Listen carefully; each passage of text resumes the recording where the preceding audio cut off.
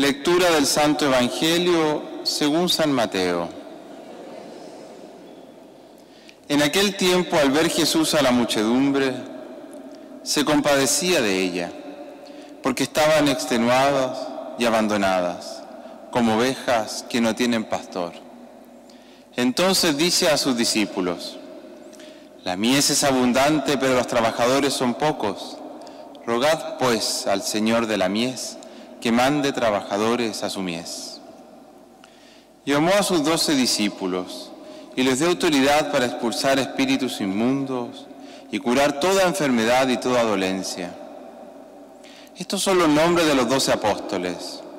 El primero, Simón, llamado Pedro, y Andrés su hermano, Santiago el de Zebedeo y Juan su hermano, Felipe y Bartolomé, Tomás y Mateo el publicano, Santiago el de Alfeo y Tadeo, Simón el de Caná y Judas Iscariote, el que lo entregó. A estos 12 los envió Jesús con estas instrucciones: no vayáis de tierra de paganos ni entréis en las ciudades de Samaria, sino id a las ovejas descarriadas de Israel. Id y proclamad que ha llegado el reino de Dios, curad a los enfermos, resucitad los muertos, limpiad leprosos, arrojad demonios. Gratis habéis recibido, dad gratis. Palabra del Señor. Gloria a ti, Señor Jesús.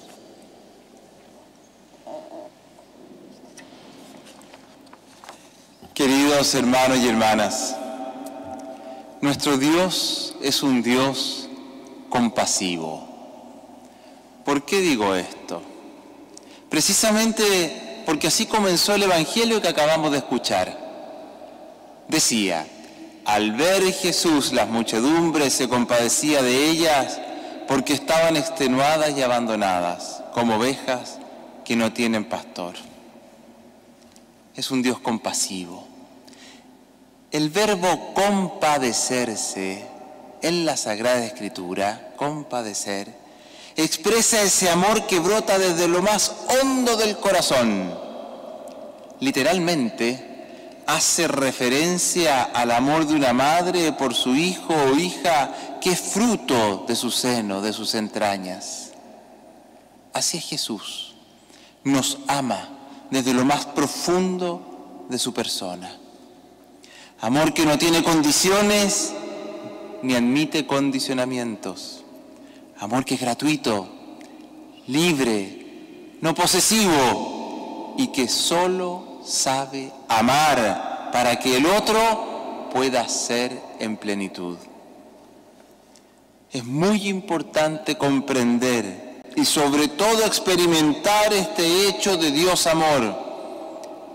Toda la historia de salvación contenida en la Sagrada Escritura y el cristianismo es el relato del encuentro de amor entre Dios y la humanidad. Por ello debemos estar atentos a purificar cualquier otra idea errónea que podamos habernos creado respecto a Dios. Si esta realidad fundamental de Dios amor no la asimilamos, nuestra fe corre el riesgo de transformarse en una esclavitud aplastante por el peso de normas que muchas veces nos autoimponemos, o lo que es peor aún, por miedos ante una falsa imagen de un Dios castigador. Nuestro Dios es un Dios compasivo y todo el cristianismo consiste en hacer experiencia de dicha compasión. Jesús, mirando la humanidad, es consciente que los trabajadores por su reino de amor son pocos y nos invita a orar por ello. ¿Por qué? La oración no es un mecanismo de convencimiento divino, es decir, para persuadir a Dios para que haga tal o cual cosa, sino que la oración es la pedagogía divina para que nosotros nos abramos a su gracia y así entender sus designios de amor para con la humanidad. La oración abre la puerta de nuestra vida al espíritu de amor para que vaya transformándonos y forjándonos en trabajadores del reino de Dios. Sin oración es muy difícil ver la presencia de Dios en el mundo. En cambio, el que ora ve y percibe esa presencia y la deja actuar en su vida, transformándose así en obrero de Dios, en servicio de la abundante y necesitada mies. Jesús llamó a 12 apóstoles. Así nos relataba el evangelista. Y no solo eso, sino que además nos dio el nombre de ellos y algunos de sus apodos. Leer estos 12 nombres nos hace muy bien, ya que nos recuerda a quienes llamó Jesús.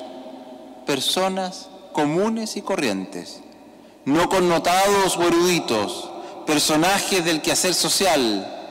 No, personas con virtudes y sus defectos, inclusive con pecados, y algunos de ellos graves. Los evangelios nunca han escondido esta realidad. La Iglesia desde sus orígenes, por voluntad divina, está formada por pecadores. Hombres y mujeres de buena voluntad que al encuentro con Cristo se han sentido tan amados que han decidido entregarle su vida. Entrega que requiere esfuerzo, paciencia y perseverancia. Entrega que a veces falla en su fidelidad y lamentablemente pecamos. Entre los discípulos estaba el ímpetu de Pedro, el carácter fuerte de Santiago y de Juan, la astucia para los negocios, quizás a veces ambiciosa, de Mateo, en fin, hasta la avaricia y la traición de Judas. Menos mal, hermanos y hermanas, que así es nuestra Iglesia. De lo contrario, si fuese una comunidad de puros o perfectos, ninguno tendría lugar en ella. Sin embargo, esto no quiere decir que debamos resignarnos ante el pecado o estructuras pecaminosas, sino todo lo contrario. Siendo conscientes de él, de la existencia del pecado, orar y esforzarse para dejar que Dios actúe en nosotros y nos vaya con su amor purificando, y así pueda forjar en nosotros ese sueño que Él ha pensado desde toda la eternidad, y además pueda forjar esa Iglesia, pueblo de Dios, reflejo de su amor para el mundo. Ser Iglesia, decidirse por Cristo, no significa caer en un voluntarismo del deber ser para agradar a Dios. A Dios ya le agradamos desde el momento en que nos crea. Más aún, como hemos visto, nos ama con locura. Ser Iglesia y decidirse por Cristo significa que juntos, en comunidad, caminamos con Cristo, intentando de todo corazón pasar por el mundo haciendo el bien como Él lo hizo. Significa, con nuestras luchas ante el pecado, vivir cumpliendo nuestra vocación de amor. Hermanos y hermanas, los apóstoles tropezaron muchas veces a causa de sus pecados. No perdamos la paciencia por los tropiezos de nuestra vida. Dios sabe de ellos y no obstante nos ama y nos llama y desea que seamos parte de su pueblo, es decir, de esta comunidad llamada Iglesia, que consciente de su pequeñez intenta caminar junto a Él. Amén.